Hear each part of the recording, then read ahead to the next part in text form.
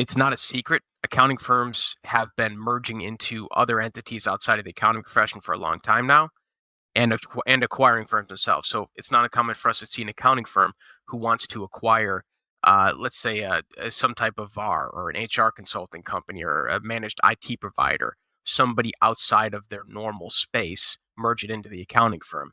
I think I mentioned it a couple times before.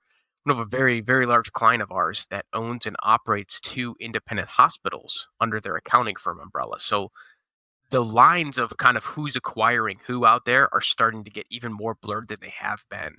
And I know this is not a new strategy, but we're seeing an uptick in this kind of more holistic view from an M&A process in the sense that, yes, there are still firms out there who are just trying to roll up other accounting firms and get larger and sell and do all this fun stuff.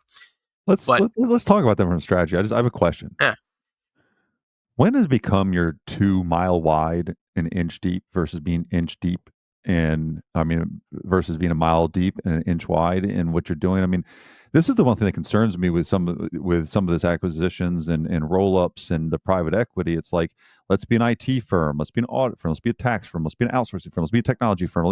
Let's now play into into marketing and all of this because our client base needs it. But at what point is it too much? I don't think there's a good answer to that, honestly. You know, I think it's smart to I don't want to say I don't want to say divest kind of your service lines a little bit, but when these firms are starting to really, they're becoming more consulting firms than anything else out there that do a little bit of everything. You alluded to, but when they do this, the client need is always going to be there, and I think a lot of people are starting to look at the future of accounting and going, okay, we'll be able to automate this to a certain degree. Now, I'm not one of those people out there that says artificial intelligence is going to come and knock out accounting jobs. I think that's foolish. I think accounting firms will be able to be much more efficient in how they operate in the traditional compliance services, so they won't need as much staffing in that area. So when you look at the other client needs that are out there, you look at like HR, right? HR is a pretty human capital intensive endeavor for a lot of firms to take on. You look at like managed IT services, it's similar in the sense that you can scale those quickly and the client base already needs them. So I don't think it's as much trying to be an inch deep and a mile wide, a lot of these firms. I think a lot of firms are approaching this in the right way in the sense that we're solving the client's needs because they're coming to us with these problems. So now we have the ability to go out there and find these missing puzzle pieces, bring it in, and then service our base with them.